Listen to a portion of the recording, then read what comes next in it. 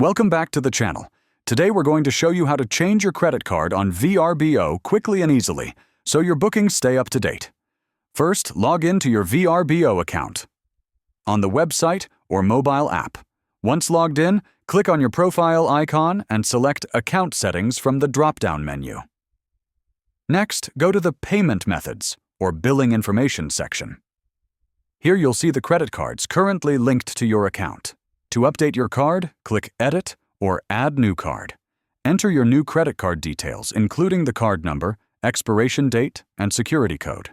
Make sure your billing address matches the one associated with the card. After entering the new information, save the changes. If you want, you can also remove your old card by clicking Remove next to it. This ensures your account only has the active card you want to use for future bookings. If you're updating a card for an existing booking, go to that reservation and make sure the new card is selected for payment. This prevents any payment issues before your trip. By following these steps, you can quickly update your credit card on VRBO and avoid any interruptions with your reservations. If this video helped you, hit like, subscribe, and share your experience in the comments. Thanks for watching.